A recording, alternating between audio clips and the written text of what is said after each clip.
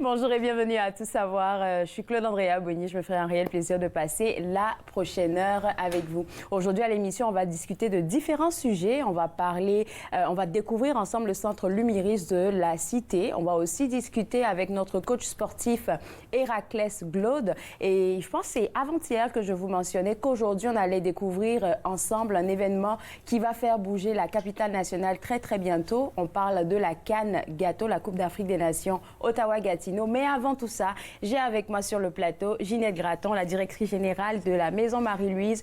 Et Ginette, je l'ai dit, je pense lundi, qu'aujourd'hui, on allait recevoir Ginette pour partager encore une fois sa sagesse.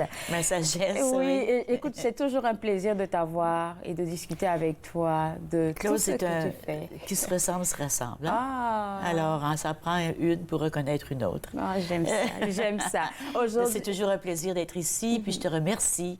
Je te remercie de donner cette visibilité à la Maison Marie-Louise, qui me tient beaucoup, beaucoup à cœur en fin de carrière. Et parlons de la Maison Marie-Louise, on vient de terminer la semaine de l'action bénévole et tu voulais prendre le temps de remercier tes bénévoles, tes stagiaires. Écoute, les bénévoles à la Maison Marie-Louise, si on n'avait pas de bénévoles, on ne pourrait pas fonctionner. Oui. On est une petite équipe de 6 personnes dans le personnel, mais on mène beaucoup de programmes, beaucoup de services, beaucoup de choses. Donc, nos bénévoles, on a plus de 20 bénévoles actives, je devrais dire actifs et actives, parce que ce sont surtout des femmes, des femmes à la retraite, qui nous donnent une demi-journée par semaine, une journée par semaine, qui viennent nous aider dans tous les aspects de la maison. On a des hommes aussi qui nous aident. Et donc, c'est toujours une joie pour moi d'entrer et de voir les bénévoles qui sont tellement engagés et qui veulent que ce soit beau, qui veulent que ce soit bien, qui croient dans ce qu'on fait. Donc, je les remercie du fond du cœur. On a fait une petite réception pour elles et eux vendredi dernier, mais c'est tellement peu comparé à ce qu'ils nous offrent. Mais il ne faut pas oublier non plus les stagiaires de la Cité. En quelque sorte, ce sont des bénévoles aussi. Oui, c'est ça. Mais on a eu 5 bénévoles à temps plein, 5 stagiaires à temps plein du programme de technique de travail social de janvier à avril. Ils ont été absolument fantastiques. Ils ont travaillé dans tous les aspects de la maison. Ils ont contribué beaucoup à notre nouveau programme dont on va parler tantôt et qui s'appelle Parents cœur à cœur. Donc, je les remercie du fond du cœur. J'en ai eu 3 autres du programme de technique de travail social qui venaient les samedis nous aider dans la boutique. Même les week-ends. Wow. Même les week-ends. Et une en relations publiques, Alexander Moïse, qui est venu avec nous pendant 7 semaines, que j'aurais bien voulu garder. Mais il faut aller avec l'argent qu'on a. Et puis, présentement, on ne peut pas se le permettre. Mais elle a été fantastique. Elle nous a aidés à mettre en place des outils de communication qu'on n'avait pas, qui sont absolument essentiels pour fonctionner. Donc, c'est ça. Donc, merci du fond du cœur à tous nos bénévoles. Merci à nos stagiaires. Merci aux profs de cité aussi, qui nous appuient à 1000 %. À Mathieu Lyon, le coordonnateur du programme de technique de travail social, Marie-André Prévost, Sylvie Nadon. Ce sont toutes des personnes qui croient en nous et qui nous confient leurs jeunes professionnels qui sont sur le point d'entrer sur le marché du travail. Oui. Et puis, tu disais tout à l'heure que tu étais tellement fière de l'engagement de tes bénévoles, là, mais ça va de soi parce que c'est souvent quand on regarde le leader d'un environnement et puis on le copie, c'est juste ça. Et toi, tu es passionnée par les familles que tu desserres au cœur de Vanier. Oui, moi, je suis passionnée par la vie, Claude. C'est ça. Et puis, si j'accepte un défi, je vais toujours y aller avec trop d'énergie, que ça peut déranger les autres autour.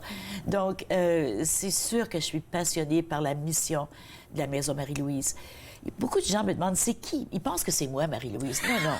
Marie-Louise, c'est Marie-Louise Trichet, qui est la fondatrice des Filles de la Sagesse. Les Filles de la Sagesse, c'est la congrégation qui a mis en place la Maison Marie-Louise. Ah oui, souvent, on m'appelle Marie-Louise. Mais c'est drôle parce que mon oncle, qui était évêque, qui était Montfortin, associé aux Filles de la Sagesse, m'a toujours appelée Marie-Louise. Donc, c'est comme si...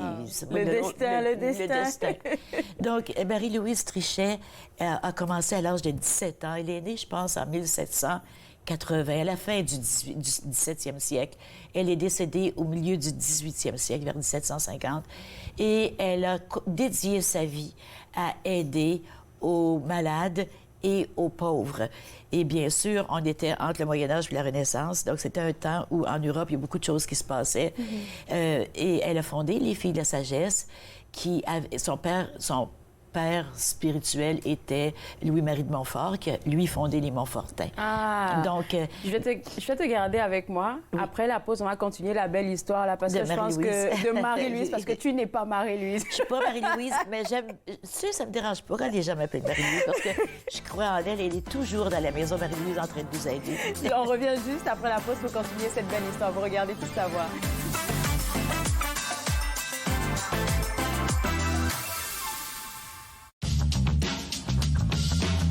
Cette émission est présentée par Télé Élan. Vous êtes enfin aux commandes. Pour en savoir plus, visitez Rogers.com.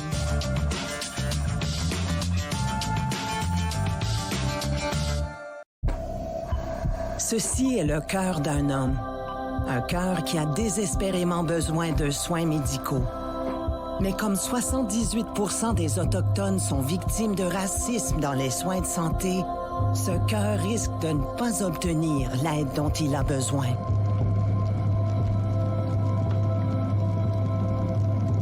Devenez un allié. Élevez-vous au-dessus du racisme dans les soins de santé. Je l'ai fait. J'en ai besoin. Inaho, Meladane. Je suis vivante.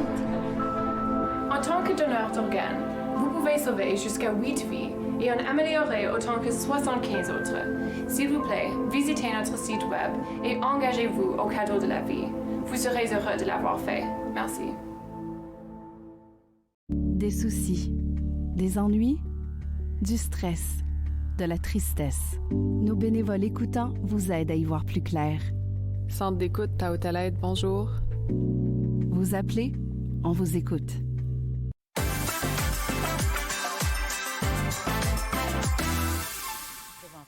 C'est vrai. On sous-estime tellement. De retour à Tout savoir, on continue de parler de la belle mission et aussi de l'histoire derrière la Maison Marie-Louise avec Ginette Gratton, sa directrice générale. Et tu mentionnais avant la pause que Marie-Louise, en fait, c'était l'une des personnes qui a fondé la Maison Marie-Louise. Marie-Louise Trichet a fondé les Filles de la Sagesse. Les Filles de la Sagesse, pardon. Et les Filles de la Sagesse ont fondé la Maison Marie-Louise en 1997. Ça fait quand même un petit bout de temps, là. Mais la Maison, bien, comme tout organisme communautaire, a évolué, répond aux besoins. Aujourd'hui, les besoins auxquels on répond sont les besoins des parents. Il y a 6 ans, le conseil d'administration a adopté comme vision que la Maison Marie-Louise accompagne les parents qui veulent avoir un foyer heureux. Un foyer harmonieux. Donc, qu'est-ce qu'il faut pour avoir un foyer harmonieux? Bien, on s'est dit, il faut 3 choses. Premièrement, il faut avoir les biens nécessaires, le matériel. Donc, on donne à plus de 500 familles annuellement des biens essentiels. Excuse-moi, Ginette, je voulais faire une pause ici parce que tu m'as dit quelque chose qui m'est toujours resté et c'est comme ça que tu accueilles les familles. Tu dis qu'il n'y a pas de personnes pauvres. Non, on ne parle jamais de pauvreté. Voilà. On ne parle pas de pauvreté. Parce que dans la société dans laquelle nous vivons, si je dis pauvre, je fais référence à l'argent seulement. Et comme tout tourne autour de l'argent, on s'imagine qu'on est moins bon que les autres. On s'imagine qu'on est inférieur. Alors que je dis, vous n'êtes pas pauvre. C'est rien que dans le moment, vous n'avez peut-être pas financièrement ce qu'il faut pour vous permettre tout ce que vous voulez avoir.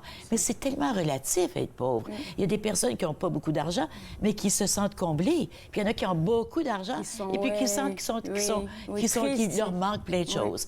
Donc, on ne parle jamais de pauvres, on parle de familles qui traversent un moment difficile. Et on leur dit, nous allons vous accompagner. Donc, on peut leur donner des biens. La boutique est là aussi pour aider aux familles de la région et à tout le monde. C'est tellement... Le coût de la vie a tellement élevé présentement. Ça vient de la boutique. Tu vois, ça vient de la boutique. Ça vient de la boutique, oui. Puis on l'a appelé la boutique chez Marie-Lou, oui.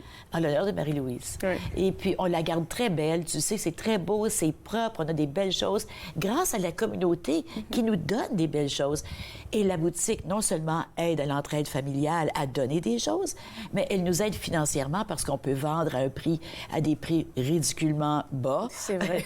pour être capable de financer les services. Je ne sais même pas si je suis capable de le dire, là, mais j'ai eu ce beau collier-là à moins de 5 $. Oui, bien, c'est ça. C'était mon aubaine. Oui. Il y a toujours des regarde, aubaines on a là-bas. des super belles robes d'été. On les vend à 8 $ chacune, 2 pour 12. Ouais. Donc, puis ce sont des belles choses. C'est ça. De toute façon, maintenant, ce que j'aime beaucoup de la boutique, je suis tellement fière, et c'est grâce à Nimo qui a vraiment mis toute son énergie à rendre la boutique une boutique familiale.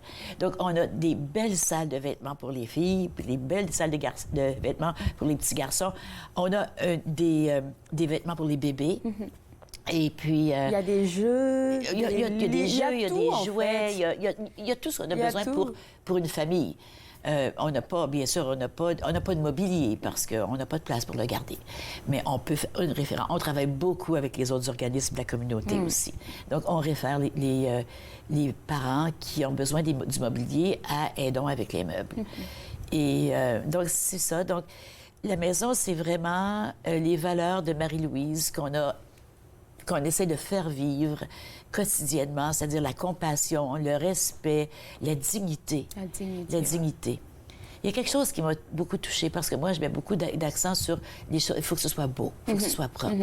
Et Louise Mador, qui est membre de notre conseil d'administration et qui a été supérieure générale des filles de la sagesse, me disait, tu sais, Ginette, Marie-Louise Richet, quand elle entrait dans un hôpital, qui était, c'est pas des hôpitaux d'aujourd'hui, on s'entend, à la fin du 17e siècle, elle prenait toutes les vieilles paillasses qui sentaient l'urine, qui étaient toutes sales, elle faisait un feu avec dans la cour, elle les remplaçait par des nouvelles paillasses et à côté de chaque malade, elle mettait un petit pot, un petit vase avec des fleurs. Et ça m'a tellement touchée, parce que pour moi, c'est tellement important, les fleurs dans la boutique. Il y en a partout présentement pour fêter le printemps.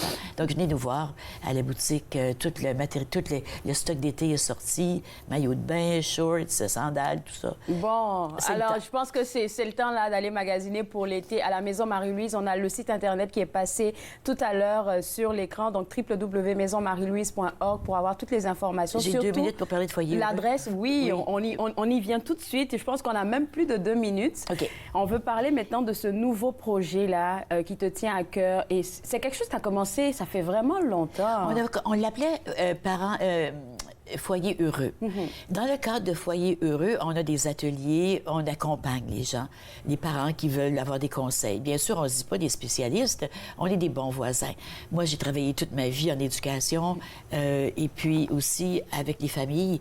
Donc là, ce qu'on offre aux parents, c'est un nouveau programme qu'on a appelé Parents cœur à cœur.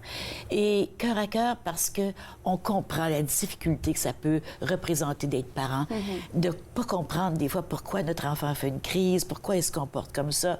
Donc, on veut dire, on vous comprend, on sait ce que c'est et on veut outiller les parents pour être capables de passer, surtout les parents qui viennent de familles, de cultures où la parentalité, c'est très autoritaire et très, très strict. Et rigide. Et rigide. Et on suit le papa. Papa parle, on baisse les yeux et on obéit. On arrive ici, c'est pas la même chose. Par contre, il faut pas penser que c'est un laisser-faire. Il faut être autoritaire, mais on enseigne comment être autoritaire, mais bienveillant. Comment de se mettre un peu à la place de l'enfant pour comprendre ce qu'il vit, pour être capable de l'aider à coopérer, surtout avec toutes les nouvelles découvertes sur le cerveau, le développement du cerveau. C'est beaucoup plus facile maintenant pour les parents de comprendre, si je demande ça à mon enfant de 4 ans, même s'il veut, même si je veux, même si je crie, même si je le punis, il n'est pas capable de le faire. Son cerveau n'a pas développé les réseaux qu'il faut encore entre les neurones pour être capable de faire ces choses-là. Donc, on enseigne aux parents la parentalité bienveillante et ça a beaucoup de succès. J'aime de plus en plus de parents dans les écoles. Je sais que dans les conseils scolaires, on encourage les parents à suivre nos ateliers. Sont en ligne présentement. Le but ultime, c'est d'arriver avec des parents qui sont formés et qui peuvent être partenaires avec d'autres parents. Donc, J'imagine les nouveaux autres, parents ils peuvent aussi, s'entraider. là. Oui, parce qu'on ne peut pas être là tout le temps pour tout le monde. Non. Tu sais, si je me blesse, je peux appeler Ce qu'on ne l'ambulance. souhaite pas. Non, ça, je ne souhaite pas. Si je peux appeler, je sais qui appeler. Si mon enfant a une fièvre, j'appelle le médecin. Si j'en peux plus si je suis sur le bord de faire une crise de nerfs parce que mon enfant me rend folle. L'état, non. Qu'est-ce que je fais? Qui j'appelle? Oui. Il n'y a personne pour venir en aide. Alors, nous, on veut vraiment créer ce réseau de parents qui peuvent s'entraider. Est-ce que c'est seulement ouvert, ce programme-là, aux parents de Vanier? Non, c'est pour tous les parents francophones. OK. C'est pour tout le monde. On part de Vanier, mais on ne peut pas... De toute façon, ça se finit où, Vanier? C'est ça. T'sais, Vanier, c'était une ville.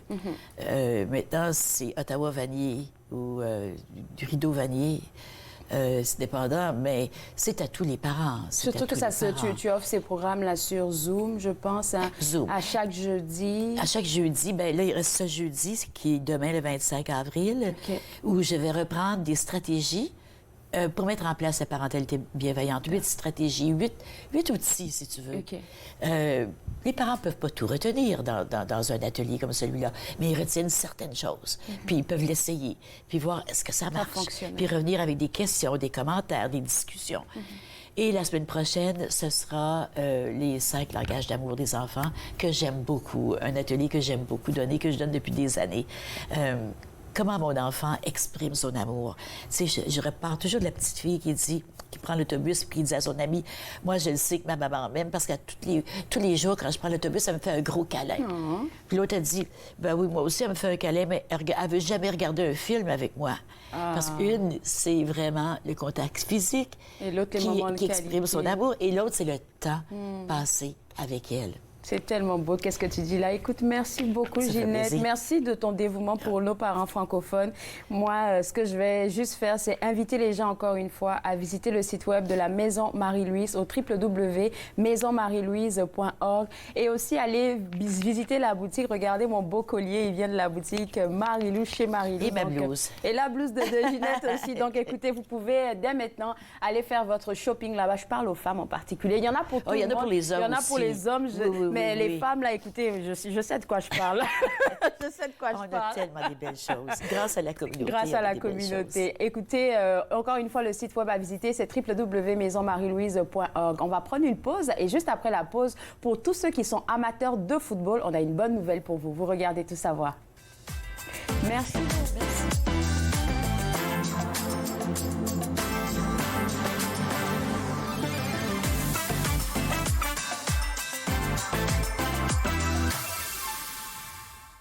Savez-vous que plusieurs éléments clés peuvent réduire vos risques de chute? Joignez-vous aux séances d'exercice en force, en équilibre. En force, en équilibre, lundi, vendredi, 10h sur TV Rogers. Je m'appelle Chef Marc Miron et je vous invite chaque semaine dans ma cuisine. Je vous ferai découvrir des recettes, des plats, des techniques provenant du monde entier. C'est à ne pas manquer. Passion Cuisine, lundi 13h30 sur TV Rogers. Ici Linda Leclerc et chaque semaine, en compagnie de mes invités, vous apprendrez comment vous dilater la rate, faire du bien à votre santé et surtout être de bonne humeur. Tous les bienfaits du rire en bonne compagnie. Yoga du rire, dimanche 20h30 sur TV Rogers. Je suis Mireille Gauvin, professeure de yoga, et pour la 4e année consécutive, ça me fait grand plaisir de partager avec vous différents aspects du yoga. Yoga en progrès, lundi, dimanche, dès 8h30 sur TV Rogers. Le transport en commun, la collecte des déchets, le déneigement de votre rue. Comment rester informé sur ces services municipaux importants? Voyez les élus de votre communauté à l'œuvre grâce à la couverture du Conseil municipal de TV Rogers.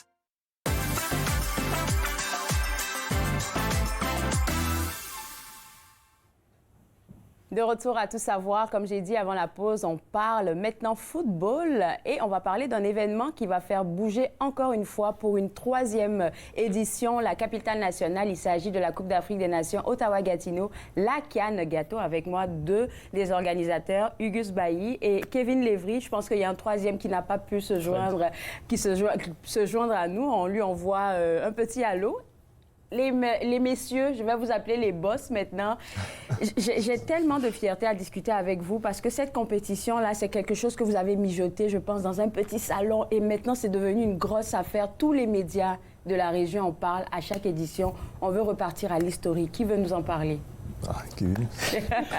Historique, merci encore à vous de nous inviter sur votre beau plateau. Vous êtes là avec nous depuis le début. Il faut le souligner. Merci. Pour repartir à l'historique, ça fait maintenant peut-être 4 ans, parce qu'on est à notre 3e année. Donc, le projet s'est préparé 1 an avant la première édition. Donc, pour l'histoire, je pense qu'on a raconté plusieurs fois, mais on va le raconter. Oui, on aime les histoires. Mais c'est ça, c'est parti vite fait comme ça d'une magie. Il y a mon frère qui m'avait vu à l'église, on était à l'église, il m'avait vu, il m'avait soufflé vite fait. Ah, je veux organiser un tournoi. Et puis, mais ça tombe bien. Moi aussi, j'ai pensé à ça parce que nous deux, étant joueurs, on s'est blessés. Et c'était dans une période difficile. Et puis on se disait, qu'est-ce qu'on allait faire pour rester toujours actif dans notre sport qu'on aime bien, dans notre passion. Et donc, on a commencé à mijoter des petits trucs comme ça. On a dit, on va partir sur le principe de la CAN, qui est la Coupe d'Afrique des Nations. Et on va essayer de rassembler tous ces joueurs qu'on connaît là dans les différents pays pour venir supporter, défendre le pays. Donc, c'est comme ça qu'on est parti. On a commencé à organiser ça 1 an pour que la fête soit belle et on a appelé des personnes, on a appelé les joueurs, on est passé de bouche à oreille, commencé à créer les plateformes, commencé à faire des choses et grâce à Dieu, on est à la 3e édition aujourd'hui. La première édition, vous aviez combien de participants, les équipes? La première édition, on avait 12 participants, 12 communautés. Ensuite, la 2e édition, ça s'est agrandi, à 16. 16. Et cette année, on est rendu à 24. À 24. Ouais. Est-ce que quand on commence un projet de même... C'est pour ça que je dis que je suis tellement fière de vous, parce que ça peut partir souvent d'une discussion et puis on a une grande vision. Hein. Puis on se dit, est-ce que je suis capable? Mais lorsqu'on se met en mouvement, on se rend compte qu'il y a des personnes qui sont intéressées et qui vont se joindre à vous dans le mouvement. Alors, est-ce que quand vous aviez pensé à ça, dans la petite conversation du début, vous avez tout de suite pensé que ça va devenir quelque chose de grand dans la capitale ici? Alors, je pense que oui, on a pensé à ça. C'est bon. Je pense qu'on s'est quand même projeté. Des visionnaires. On s'est projeté sur 3 ans, 5 ans. Wow, et c'est sûr qu'à l'instant, avant de commencer l'événement en soi, on n'y croyait pas, mais on pensait que ça pouvait donner quelque chose. Fait qu'on a dit, vas-y, on donne tout, on met le paquet et puis on va voir ce que ça va donner. C'est ça, notre chance a été vraiment qu'on a été en griffe joueur et quand tu es un joueur et tu veux organiser un truc, tu connais ton truc, tu connais l'environnement, tu sais ce que les joueurs ont besoin en fait. Donc on s'est dit que si on met tout ça en œuvre, si on fait la promotion sur les joueurs, si par exemple, c'est pas toutes les compétitions amatrices qu'on a vues ici dans le soccer et puis même dans tous les autres sports, c'est pas tout le monde qui, à la fin d'un match, va récompenser l'homme du match, qui va faire une entrevue avec l'homme du match, qui va présenter l'homme du match, qui va faire un moment spécial pour lui, pour le mettre à la lumière. Oui. Donc, quand on se dit qu'on est joueur, on va organiser, on pense à tous ces trucs-là, à ces détails-là, on sait qu'on va susciter des trucs. Par exemple, imagine, pour les 32 matchs qu'on aura, parce qu'il y aura 32 matchs, chaque match, il y a un homme du match qui va être récompensé, qui va avoir ses photos, qui va faire une entrevue. Et un peu comme les coupes normales. Voilà, donc quand tu mets tout ça en œuvre, c'est sûr que ça va susciter et d'année en année, ça va augmenter. Comme Auguste l'a dit, à la première année, on était 12, la seconde année, on était 16, cette année, on est 24, mais en fait, on n'était même pas 24, on était plus de 24. Il a fallu réduire. On a réduit, on a trié et même temps, les 24, encore, on va être réduit. Parce que il y a une nouvelle cette année, c'est qu'on passe même par les phases préliminaires avant d'être qualifié pour la compétition. Ça devient beaucoup plus sérieux. Et je trouve que c'est intéressant. Je pense qu'on peut voir sur votre Instagram, on a le Instagram et une vidéo qui peuvent passer pendant qu'on est en train de parler en ce moment. Ce que je trouve intéressant avec ce tournoi-là, parce que j'ai pratiquement participé depuis le début. Pratiquement, tu as participé. à quelques matchs, en tout cas. Je regarde toujours le sérieux. Et quelque chose que je garde en tête, c'est, je pense à la dernière compétition, j'allais à la salle de bain et c'était proche des vestiaires. Il y avait un match, je pense, contre le Congo et puis je ne sais plus quel autre pays. Mais quand j'ai vu les gens qui étaient, le coach qui était en train de parler, je me dis, mais attends, c'est du sérieux ici, là. Les équipes sont préparées vraiment, je pense qu'elles se préparent des mois à l'avance. Exact. Oui. Parce que, si je peux prendre la parole, les équipes quand même se préparent genre 1 an, comme dès que l'édition qui est passée finit, ils commencent en même temps. Ils entament en même temps. Parce que la particularité de cette compétition-là, comme Kevin l'a dit, c'est cet aspect communautaire de 1. Donc, ça fait que tu as cette fierté-là de représenter ta communauté. Et puis aussi, il y a cet aspect-là de pouvoir se faire voir un peu comme un professionnel, un avant-goût. C'est-à-dire, il y a beaucoup de professionnels cachés qui sont à Gatineau, qui n'ont pas eu l'occasion de jouer au niveau, mais le fait de se voir filmer entre deux joueurs, se faire voir passer par un, comme en Afrique, en Europe, partout dans le monde, fait que ça apporte toute une particularité là à cet événement-là, et puis c'est ce qui le rend spécial encore. Oh, franchement, là, je n'arrêterai pas de le dire, je suis vraiment content de cette compétition. Et nous, les gens du public, on va commencer à se plaindre parce que j'ai remarqué qu'il faut arriver tôt. Il y a tellement de belles énergies en fait à chaque match que les gens sont souvent obligés d'arriver super tôt pour avoir de la place. Oui, donc là, ça veut dire que cette année encore, il va falloir se lever très tôt pour pouvoir participer à un match parce que ça se remplit très vite. Ouais, très vite. Cette année, il faut se lever encore plus tôt et même des jours même en avance parce que cette année-là, il y aura une particularité parce que pour surtout le côté sécuritaire, il faudrait qu'on puisse encadrer bien ça. Donc cette année, il y aura une nouvelle. Il y aura vraiment une vente de billets pour limiter les places. Donc on aura la billetterie qui va être ouverte bientôt. On va communiquer sur ça sur nos réseaux pour que ça soit bien fait. Je ne pense pas que ça va limiter. Je suis désolée de vous décevoir parce que tout le monde veut participer à la CAN Gâteau. Limiter dans le sens où on va mettre un nombre de billets limite pour les estrades au moins.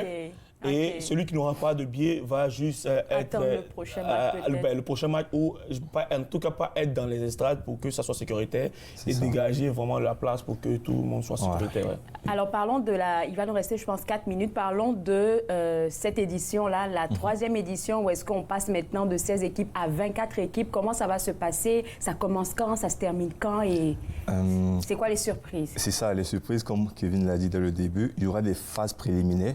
Étant donné que le nombre il a augmenté, on est passé à 24 équipes cette année. Donc on a privilégié d'abord qualifier les 8 meilleures équipes de l'année passée d'office. Ah, OK. Et les 16 équipes restantes, ils iront en phase préliminaire, les phases éliminatoires qui se joueront en aller-retour. Fait que les matchs allés, ça sera le 4 mai et les matchs retour le 18 mai. Et après cette phase-là, comme les 8 vainqueurs iront rejoindre les 8 autres équipes qui sont déjà qualifiées d'office pour que ça puisse faire vraiment la CAN Gâteau qui débutera le 29 juin. 29 juin, et la finale sera le 3 août. Ensuite, on terminera avec un gala en beauté avec une remise de récompenses individuelles et tout, qui aura lieu le 10 août.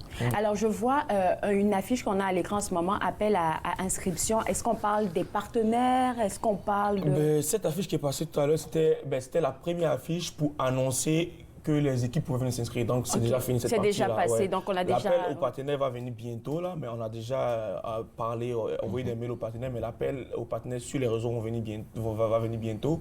Mais donc, comme Auguste l'a dit, c'est bientôt arrivé. La semaine prochaine, directement, le premier match, c'est là pour les phases préliminaires. Est-ce que les gens peuvent participer à ces phases préliminaires? Oui, ils peuvent venir regarder. Ça va être... On va faire les affiches. Je pense qu'on a déjà fait les affiches pour les lieux et les trucs. Les matchs vont se dérouler sur les synthétiques au plateau.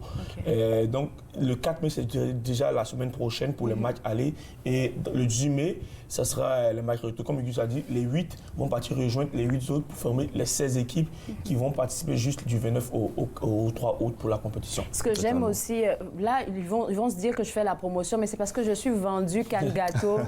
J'ai participé. C'est une belle, je pense que c'est un bel événement que tout le monde, on voit toutes les origines qui viennent de partout, des Canadiens, des Congolais, des Haïtiens, en fait, qui sont présents là. Et ça, c'est quelque chose qui rassemble et je pense qu'on en a besoin dans notre communauté. Et ce que je voulais ajouter, c'est que c'est pas juste un tournoi de football. Vous permettez aussi à des entrepreneurs de la région de se faire connaître. Totalement. Il va nous rester 1 minute 30. Est-ce qu'on pourrait... Oui, mais c'est ça. Donc, on permet aux entrepreneurs de se faire connaître par rapport à des stands qu'on met à disposition. Donc, la nourriture, des objets qu'ils veulent vendre, présenter le projet. Donc, il y a des stands à disposition. Donc, comme tu l'as dit, ce n'est pas juste le football.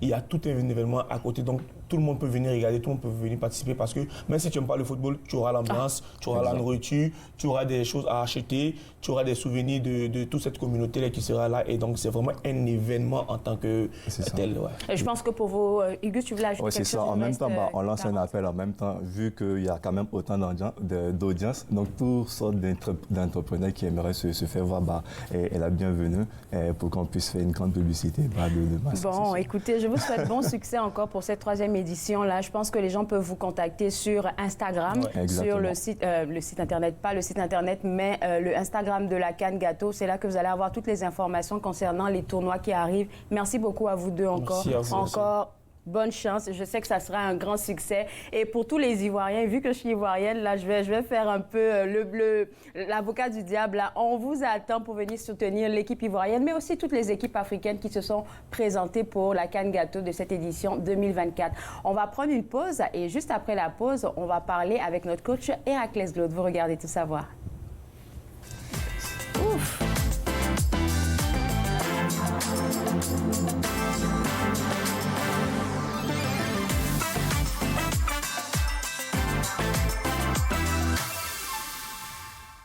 Savez-vous que plusieurs éléments clés peuvent réduire vos risques de chute?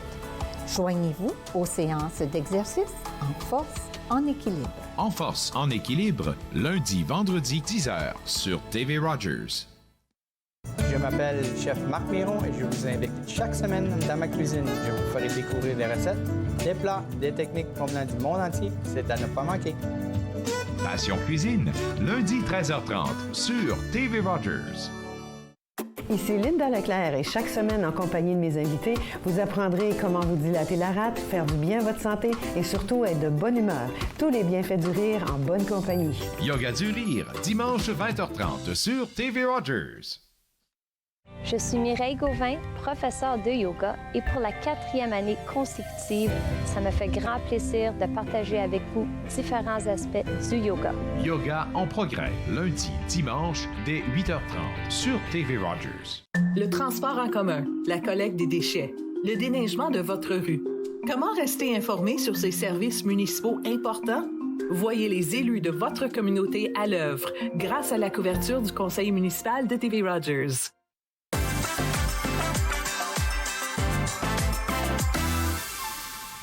De retour à Tout savoir, nous sommes en ce moment au collège La Cité, plus précisément au centre de vue Lumiris. Et avec moi, la coordonnatrice des programmes d'assistance en optométrie et opticien, René Lavallée. Et première des choses, là, vu que je ne m'y connais pas en tout ça, là, c'est quoi la différence entre ces deux programmes, René? Donc, on a un programme d'1 an et on a un programme de 2 ans. Okay. Pour le programme d'1 an, c'est assistance en optométrie. Et pour le programme de 2 ans, c'est opticien. Ils ont un tronc commun pour la première année, donc ils sont ensemble la première année. Et par après, ils font une décision s'ils veulent poursuivre à la 2e année pour devenir le professionnel, qui est l'opticien, ou maintenir 1 an et devenir l'assistant à l'optométrie. Alors, c'est quoi le travail d'un assistant ou d'une assistante en optométrie et c'est quoi le travail de l'opticien? C'est quoi qui met la différence entre ces deux affaires-là? Bonne question. Donc, les assistants d'optométrie, dans le fond, le titre le dit, ils assistent l'optométrie. Donc, tu sais, si vous avez déjà eu un examen de la vue, souvent, avant de voir l'optométriste, il y a une panoplie de tests qui va être fait. Donc, souvent, c'est la celle de pouf d'air que tout le monde va se souvenir. Donc, ça, c'est un assistant qui fait celui-là. Donc, cette personne-là t'accueille, ouvre ton dossier, te demande toutes les questions, te fait tous les tests préliminaires pour, par à la suite, que tu passes à l'optométriste. Tu passes l'examen de la vue avec l'optométriste, qui est un autre professionnel en soi, et quand tu sors de ça, tu sors avec une ordonnance. C'est là où est-ce que tu vas rencontrer l'opticien. L'opticien, c'est un peu comme le pharmacien du monde de médecine. Donc, c'est nous qui remplit l'ordonnance. Donc, on prend l'ordonnance de l'opticien, de l'optométriste ou de l'ophthalmologiste. Puis là, avec vous, on fait une consultation. Est-ce qu'on va faire de la lunetterie, de la contactologie, ou est-ce qu'on est rendu à les dispositifs de basse vision pour les personnes qui sont plutôt dans la voie aveugle? Alors, on va parler du centre, parce que le centre, il existe, je pense, depuis 2010. Notre ouverture officielle était le 20 janvier 2020. En pleine pandémie. En pleine pandémie, 2 mois après. Donc, ça a été tout un parcours, oui. Alors, pourquoi ça a été important pour le Collège de la Cité d'ouvrir un centre d'eux-mêmes ici au Collège? Donc, nous, dans notre programme, surtout le programme d'opticien, on est exigé d'avoir un minimum de 1000 heures de stage dans le cadre du programme. Oui, les étudiants ont besoin de vraiment pratiquer pour vraiment maintenir et maîtriser les compétences. Donc, il y a certains programmes, c'est tout à l'externe. Par contre, à l'externe, on ne peut pas assurer qu'ils sont couverts toutes les compétences. Donc, ils n'ont peut-être pas le taillage-montage. Ils n'ont peut-être pas la contactologie rigide ou la contactologie avancée. Donc, ici, on a comme un contrôle un petit peu plus. On a toute la technologie, la fine technologie. Donc, on sait qu'ils ont accès à des bonnes technologies. On sait qu'ils ont accès à tous les volets de notre métier. Puis, on s'assure qu'ils ont un encadrement ici un petit peu plus académique, qu'à l'externe, c'est plus affaires. Parce que là, leur employeur en industrie, eux ont leur cheminement aussi, mais c'est plus le côté affaires, business pour être rentable, tandis qu'ici, c'est vraiment juste au sujet de l'académie puis vraiment maîtriser les compétences. Nos téléspectateurs ne l'ont peut-être pas vu parce qu'on n'était pas encore en entrevue, mais quand je suis rentrée, j'étais comme... Oh! C'est quoi tout ça? Oui, parce que c'est vraiment un centre qui est à la fine pointe de la technologie, ça c'est un, et ça permet aux étudiants de pouvoir baigner dans cet environnement-là qui va leur permettre d'être plus, je vais dire, plus légitimes lorsqu'ils seront à l'extérieur dans un environnement de travail. Exactement. Et encore une fois, je peux me permettre de dire que je suis vendue la Cité parce que c'est ce côté-là que j'aime avec ce collège, le côté pratique. Et parlons maintenant de l'expérience d'un étudiant ici dans le centre. À partir de quelle session l'étudiant peut avoir accès à ce centre? Dès l'étape 1. Ils peuvent avoir accès. Donc, dans notre programme, à l'étape 1, les étudiants viennent en observation parce qu'ils n'ont pas... ils sont encore dans leur première session. Donc, ils sont à la théorie. C'est ça. Donc, ils bâtissent leurs compétences et viennent en observation. Par l'étape 2, ils viennent s'intégrer, mais s'intègrent comme le rôle d'assistant. Puis, dès la deuxième année, c'est eux qui prennent un peu le contrôle de notre clinique. Puis, c'est en deuxième année qu'on fait aussi beaucoup plus de projets avec la communauté. Donc, on va aller dans les petites écoles, les primaires, secondaires. On va faire des journées de dépistage à la cafétéria. On va faire des journées d'information de santé oculaire. Puis ça, c'est mes deuxièmes années qui sont dans leur voie de finition, qui sont responsables pour tous ces beaux projets-là. Alors, dès que je commence à la première étape, j'ai la capacité de venir ici au centre. On ne m'attribue pas du travail en tant que tel. Je suis là pour observer. Mais rendu à la deuxième année, je passe maintenant à l'étape où est-ce que je travaille ici à la clinique. Tu travailles dès l'étape 2. Effectivement, puis là, c'est des vrais patients. Puis nos patients, c'est des membres de la Cité, des étudiants de la Cité, mais c'est aussi l'externe. Donc, on accepte du monde de tout le partout qui peut venir à la Cité. De la communauté, venir ici. Donc, ils peuvent faire l'examen de la vue avec nous parce qu'on a un optométriste sur place.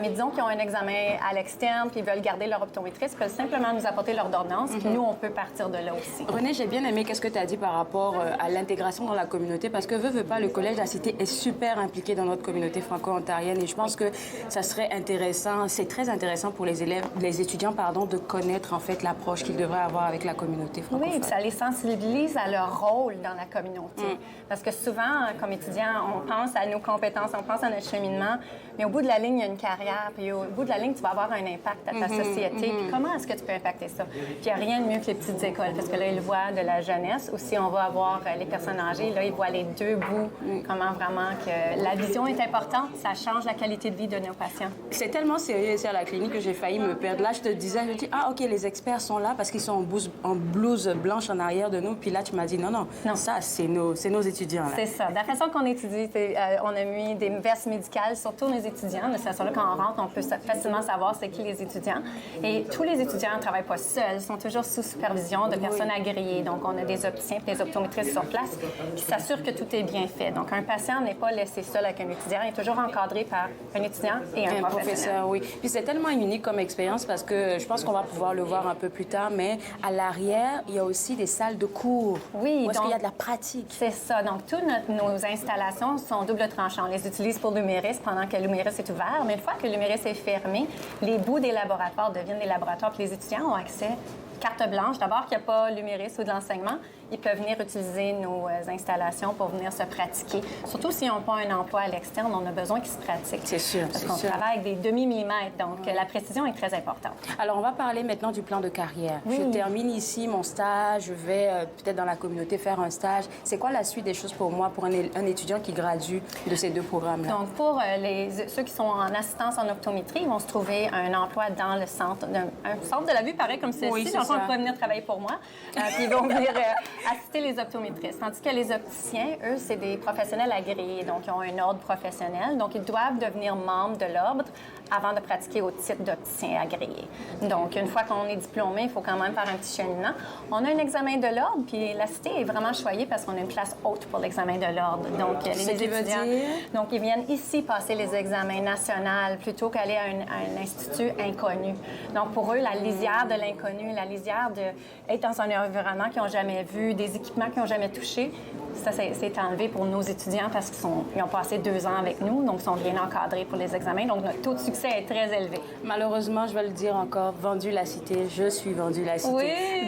Dernier point que j'avais envie qu'on puisse discuter, c'est vraiment le centre. Vu qu'il est accessible à la communauté, à notre communauté francophone, c'est quoi que vous offrez comme service ici? Donc, on a tous les mêmes services que vous auriez à l'externe. On a toutes les technologies à fine pointe. On a toutes les lentilles montures que tu aurais à l'externe. On a aussi un site web, lumiris.ca. Donc, lumiris, c'est le mariage lumière et iris. Ah, c'est vrai que j'ai pas demandé. Oui, parce que les opticiens, dans le fond, on est responsable pour toute la lumière qui rentre dans ton iris. Donc, nous, on est responsable pour ça, d'où vient le nom. Donc, si tu vas à lumiris.ca, tu vas voir tous nos services, opticien, optométrie, lunetterie, contactologie. Alors, comment choisir les lunettes qui nous correspondent? C'est une question que peut-être tout le monde se pose. Ah oui, tout le monde veut savoir comment choisir les lunettes qui nous correspondent? Je dirais juste venir par ici. Un de mes étudiants peut bien vous encadrer. Par contre, beaucoup va dépendre de la personnalité de la personne. Parce que la morphologie, souvent, on va dire si le visage est rond, on veut aller contre ça. Donc, on va aller carré pour balancer le rond. Par contre, moi, on a toujours dit, bien, si le patient adore son visage rond, là, en mettant en rond, on l'emphase. Donc, ça veut vraiment voir quel trait est-ce que le patient aime, puis qui aimait accentuer. Aussi, hein, dans cette histoire-là. C'est ça. Donc, puis on veut, nous, comme opticiens, on observe la beauté, mais aussi on observe où elle s'assoit, parce qu'on ne veut pas qu'aussitôt que tu parles, elle glisse vers le bas, parce que là, on a perdu toute la beauté. Donc, vos opticiens, vous ne le savez pas, mais ils vous observent beaucoup pendant que vous faites votre sélection de monture pour s'assurer qu'il y a un bon ajustement à la fin aussi. Merci beaucoup, Renée. Vu que tu as parlé beaucoup de l'expérience étudiante ici au centre, je pense que tu vas nous donner accès. Tu vas tirer un étudiant de sa salle de classe pour qu'on puisse lui parler quelques minutes. Merci encore à toi. Merci à vous. Oui, Clint, tu es finissante dans le programme d'opticien. Tu termines très bientôt. Déjà, première question que j'ai envie de te poser, pourquoi tu as choisi ce programme? J'ai choisi ce programme parce que moi et toute ma famille, on porte des lunettes. OK, bon point. Bon point. Je voulais comprendre ma prescription. Je n'arrivais pas à comprendre les chiffres et tout ça. Donc, du coup, j'ai choisi ce programme-là. Maintenant, j'arrive à comprendre et expliquer à ma famille aussi c'est quoi la prescription et ce que ça veut dire, c'est quoi la force et tout ça. Donc, c'est pour ça que je suis... Et dis-moi, qu'est-ce que tu as le plus aimé dans le cursus que tu as eu en 2 ans? Honnêtement, travailler avec de différentes personnalités. Avec le programme d'opticien, ça nous apprend à comprendre comment manager chaque personne, parce que tout le monde est différent, donc on ne peut pas parler de la même façon avec tout le monde. Donc, du coup, c'est ça que j'ai beaucoup aimé, apprendre comment à communiquer avec d'autres personnes. Et la coordonnatrice nous l'a mentionné tout à l'heure, là, vous allez dans la communauté, vous faites des consultations, même ici au collège, et ça rejoint, qu'est-ce que tu dis, rencontrer plusieurs personnalités, parce que rendu dans ton domaine, lorsque tu vas graduer, bien, tu vas rencontrer de tout le monde, là. Il faut savoir s'adapter à chaque fois. Oui. Alors, dis-moi, 2 ans après que tu aies choisi ce programme-là, là, tu travailles au centre, on va dire. Hein? Oui, c'est quoi tu fais? Une journée normale pour toi ici, c'est quoi? Donc, une journée normale, c'est de la vente. On fait les ajustements, on fait des réparations des lunettes aussi. Prendre des mesures. Les mesures des... Les mesures, oui. Donc, la distance pupillaire, donc la mesure entre les deux yeux. Là, c'est l'experte qui parle, je suis perdue. Mais oui, continue. La hauteur et aussi les patients, quand c'est leur première fois avec des lunettes, on les rassure que ça va y aller. Parce que plusieurs ils disent que peut-être que je ne vais pas m'habituer avec cette prescription. Ou même quand tu viens avec la partie progressive, ils sont un peu comme, tu vois, ils sont un peu stressés. Donc, on les apprend que ça va prendre du temps, mais qu'ils vont s'habituer au fil du temps. Alors, c'est quoi le futur pour toi, selon toi, après la graduation? Qu'est-ce que tu as envie de faire? Où est-ce que tu veux continuer? Étudier encore?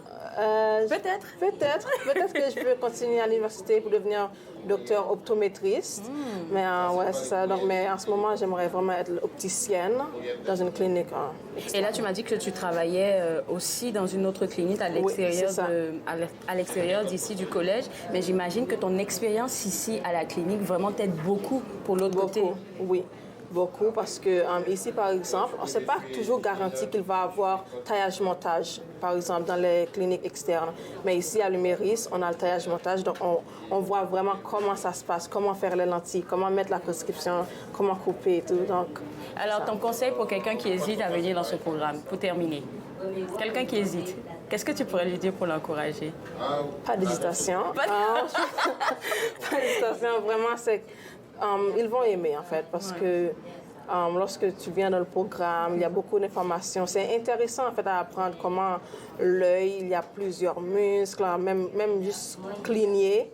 Il y a des muscles qui t'aident à faire ça.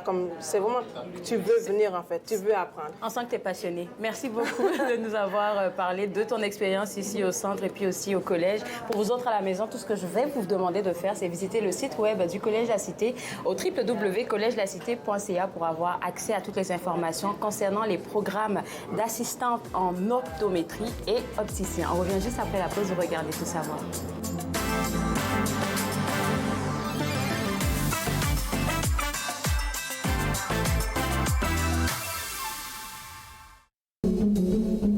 My name is Chase Nicholas. Je m'appelle Chase Nicholas. Je suis Micmac et je joue au hockey.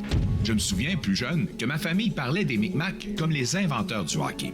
En première année du secondaire, j'ai fait une recherche sur les bâtons de hockey des Micmacs, qui sont également les premiers bâtons de la LNH. J'en ai trouvé un fabriqué en 1917, l'année de la création de la LNH. J'ai été surpris d'apprendre que le bâton que je tenais avait été fabriqué par mon arrière-arrière-grand-père, Alexander Cope. En 1934, un aîné connu sous le nom de Old Joe Cope a écrit une lettre au Chronicle Herald de Halifax dans laquelle il affirmait que les Micmacs avaient inventé le hockey. Plus tard, j'ai découvert que je suis un descendant en ligne directe de Old Joe Cope. Il fut un temps où les enfants de ce peuple étaient arrachés à leur famille et n'avaient pas le droit de parler leur langue, perdant ainsi leurs mots et leur histoire. Mais à présent, on se réapproprie notre histoire. Lorsque je saute sur l'Atlas, je suis fier de savoir que mes ancêtres et les Micmacs sont à l'origine du hockey.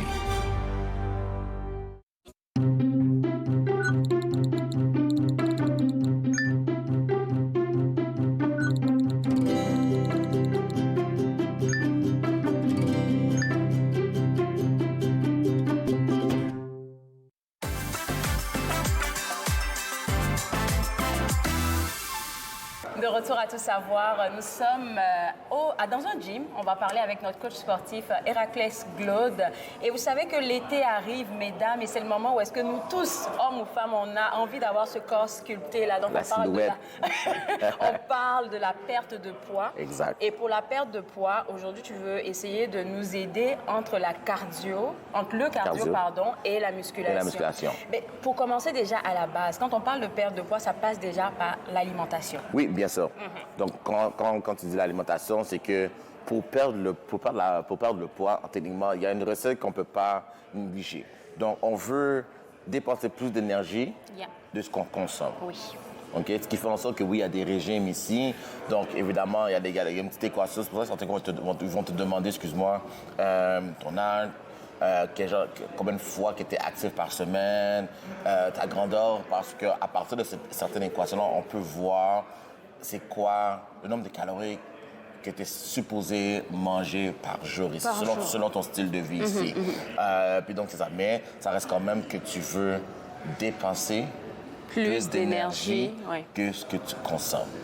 Et je pense que toi, tu accompagnes des gens pour ça, pour l'alimentation. Tu fais tout un suivi, là. C'est pas juste du sport comme... Exactement. Quand ça vient à l'alimentation, comme pour le moment ici, comme j'ai pas la certification pour la nutrition, par contre... Tu donnes des conseils. Je donne des conseils. C'est ça, exactement. Je donne des conseils pour qu'ils puissent avoir une meilleure orientation et une alimentation diversifiée par rapport à leur diète ici. Comme si tu n'es pas capable de manger ça, je peux te donner une alternative ici, une alternative là, pour que tu sois capable de trouver ta diète un peu plus agréable. OK. All right. Parce que c'est pas souvent facile. Exactement.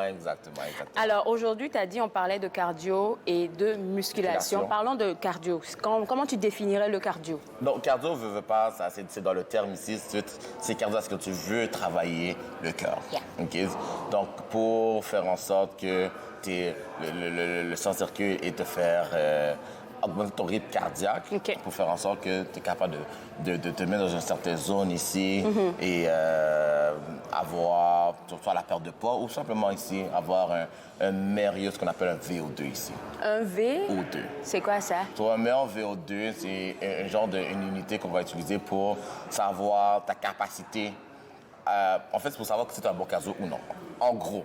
En gros comment on évalue ça? Je suis bien curieuse. Il y a un test qu'on peut faire ici. Que je n'ai pas en ce moment. Pour qu'on puisse calculer, on va passer un test. À partir de là, ici, on va voir si c'est un bon cardio ou un mauvais cardio ici. Alors, comment on définit un bon cardio quand tu finis de faire ton test? C'est quoi un bon cardio? C'est quoi un mauvais cardio? C'est une bonne question, hein? Très bonne question, très bonne question.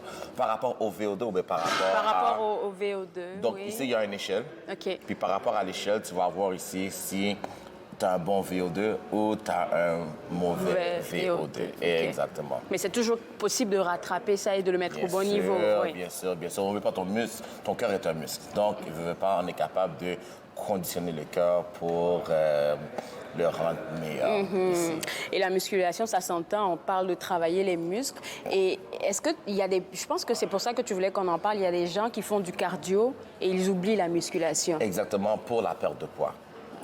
Pour la perte de poids. Donc, c'est important que durant la perte de poids ici, tu ne veux pas que faire du cardio.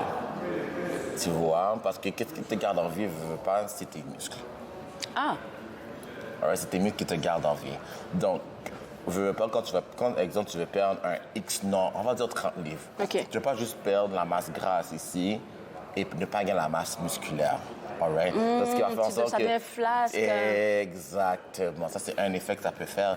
Et veut pas ici, en ayant une bonne musculature durant la perte de poids, tu es capable de pousser beaucoup plus. Tu es capable de courir beaucoup plus. Tu es capable de soulever beaucoup plus. Ce qui va faire en sorte que, veux pas ici, ce que je dis souvent à mes clients, en gagnant la masse musculaire, ton pourcentage de gras diminue automatiquement. Parfait. Tu comprends ce que je veux dire ici? Donc, c'est super important que... Puis, on ne veut pas ici, durant ta musculation, tu vas travailler ton cardio. Ça va te perdre, oui, parce que tu fais des efforts, oui. Évidemment, plus lourd que tu lèves, plus que ton corps a besoin d'énergie pour le tirer, pour le pousser, pour le lancer, etc. Peu importe le mouvement que ton coach te demande de faire ici. J'ai une question spécifique pour toi, c'est concernant nos personnes aînées qui veulent continuer d'être actifs. À un certain moment, tu sais qu'ils ne sont pas capables de porter des affaires qui sont super lourdes. Donc, c'est quoi tes conseils pour pouvoir garder un bon cardio, mais en même temps travailler leur musculation? C'est super important de savoir quel genre de clientèle que tu fais affaire. C'est où dans laquelle, pour quelqu'un qui est âgé ici, ça dépend de son background. Il y en a qui sont super âgés, qui sont super en forme. Oui, c'est vrai. Mais pour les autres, c'est vraiment d'aller graduellement ici, de leur faire soulever certaines choses de façon graduelle, de leur montrer le mouvement de base, comment faire le mouvement de base sans charge ici. Et après ça, aller graduellement, de pratiquer leur mobilité ici, de pratiquer leur flexibilité ici, pour qu'ils puissent toujours maintenir leur forme ici. Alors là, je suis sur une machine pour mon cardio. Exactement. J'ai beaucoup travaillé, je transpirais. Pour faire l'émission, je me suis juste maquillée, s'il vous plaît. Je rigole. Mais je pense que je devrais me mettre vraiment à ça. Oui, tu nous expliques comment ça fonctionne, comment... Donc celle-là, ça s'appelle le air bike ou le eco bike ici. Donc celle-là ici, oui, c'est une très belle machine. Moi, là, cette machine-là, ça met tous mes clients KO. Mais pas toi. Oui, parce que je suis forte. Donc, c'est là ici, tout ce qu'on a besoin de faire, c'est vraiment ça, pratiquer le cardio. Et en même temps, ça va travailler aussi tes muscles. Oui, les muscles des jambes et des bras. Tout va travailler simultanément ici. Donc, tout ce qu'on a besoin de faire, c'est de pédaler. Et tes bras vont pousser et tes jambes vont pédaler aussi. Comme ça. Exactement. Puis en même temps, on a du bon vent qui passe par là. Exactement. Donc, c'est ça ici. Donc, ce qu'on veut dans cette machine-là pour travailler ton cardio, c'est que tu veux... Toi, il y a ce qu'on appelle le wattage ici. Oui. Donc, ce que tu veux, c'est d'augmenter ton wattage ici. Comment tu fais? En poussant beaucoup plus fort. Mais plus rapidement. Exactement. Là, tu vois, tu as 101. Et pour la distance, c'est quoi que tu penses ça serait une bonne distance si je viens au gym et que je commence par faire mon cardio d'abord? Quand ça vient au cardio, au gym ici, souvent, j'aime faire ce qu'on appelle le warm-up. Un échauffement. Donc, tu veux amener ton corps à une température, à un rythme cardiaque avant de faire certains mouvements, musculation ici. Oui, c'est sûr. Donc, dépendamment de chaque corps, moi, souvent, je vais entre 7 à 15 minutes ici, qui sont de juste échauffer le corps. Tu vas amener le corps à une certaine température aussi. Évidemment, ça va te demander des calories. Oui. OK, pour amener ce corps à cette température-là. Une fois que c'est fait, des petites sueurs très légères, tu peux descendre, faire quelques étirements dynamiques. OK. Et commencer ton entraînement. OK. Donc, je commence normalement mon cardio et ensuite je m'échauffe d'abord. Ouais. Je fais mon cardio tranquillement ou... Dans le fond, j'aime faire le cardio après. Ah oui? Oui. Je préfère après. Ou tu peux faire ton cardio totalement à part. OK. Pourquoi après? Parce que là, tu n'as plus besoin d'augmenter ton rythme cardiaque à une température. Parce qu'il est déjà là. Il est déjà là. OK. Tu es déjà dans la zone de ce qu'on appelle fat burn ici. Tu es dans cette zone-là, donc tu es déjà prêt à dépenser des calories actives. D'accord. Bon, écoute, je pense qu'on a donné assez de contenu pour les gens qui seraient intéressés à faire du cardio et de la muscu. Et tout simplement, pour te contacter, c'est de visiter ton Instagram. Exactement. Pour avoir des séances de coaching avec toi. Surtout que l'été s'en vient, je parle aux dames. On veut bien porter nos 2 pièces et ces affaires de même là pour être toutes cute. Donc, n'oubliez pas de visiter le site Internet, pas le site Internet, mais plutôt la page Instagram de notre coach Héraclès Glaude. Et je pense qu'il se fera un plaisir de faire avec vous un bel accompagnement. On se voit juste après la pause. Vous regardez Tout savoir.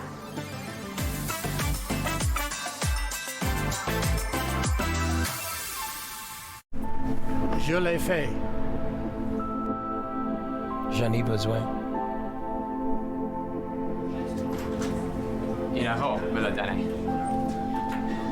Je suis vivante.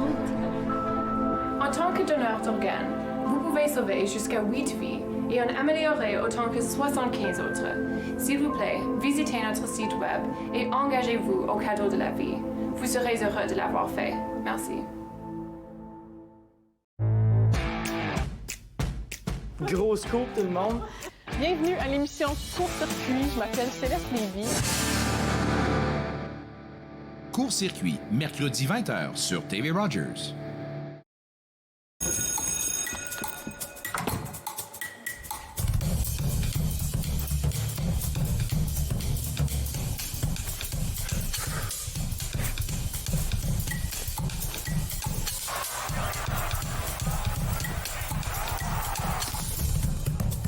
Étudiez fort, ça vous garantira jamais de gagner au jeu de hasard. Découvrez des astuces pour un jeu responsable à nemisezpassurlehasard.ca. Le transport en commun, la collecte des déchets, le déneigement de votre rue. Comment rester informé sur ces services municipaux importants? Voyez les élus de votre communauté à l'œuvre grâce à la couverture du conseil municipal de TV Rogers.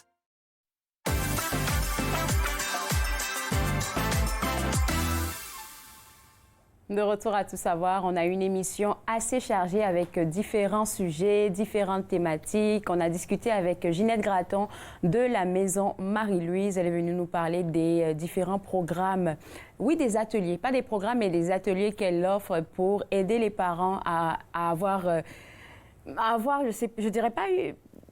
je vais reformuler qu'est-ce que je voulais dire pour aider les parents à éduquer leurs enfants d'une manière bienveillante, mais autoritaire à la fois. C'est toutes des stratégies, là, et un atelier qu'elle offre demain gratuitement sur Zoom. Si vous voulez avoir plus d'informations et aussi, allez visiter la boutique chez Marie-Lou de la Maison Marie-Louise. Vous pouvez visiter leur site Internet pour avoir plus d'informations au www.maisonmarielouise.org. On a aussi discuté de football avec 2 représentants de la CAN Gâteau. Vous êtes invités à participer à cet événement-là qui va faire bouger la région de la capitale nationale à partir du mois de juin. Pour avoir plus d'informations, vous pouvez juste aller visiter leur page Instagram CAN Gâteau, comme ça s'écrit, donc CANGATO, et aussi leur page Facebook CAN Gâteau pour pouvoir avoir toutes les informations concernant ce concours. Moi, je me suis fait un plaisir de passer cette heure avec vous. On sera de retour ce vendredi. Et ce vendredi, j'aurai la chance de parler encore une fois avec la directrice générale du centre Le Cap qui viendra pour nous inviter, pour inviter la communauté francophone à participer au gala jeans et chemise blanche un gala pour soutenir les efforts du CAP. Et pour prendre vos billets dès maintenant, vous pouvez visiter leur site internet au www.centrecap.ca. On aura plein d'autres choses à discuter ce vendredi, alors je vous attends à partir de 11h vendredi. Bye bye.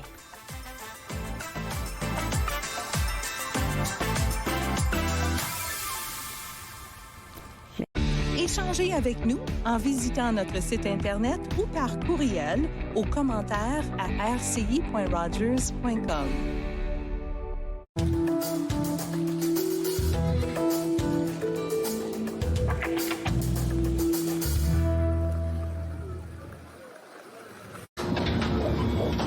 Cet enfant est en parfaite santé. Ce qui est malsain, ce sont les signalements des naissances. Une pratique raciste qui pourrait empêcher cette mère autochtone de rentrer chez elle avec son nouveau-né.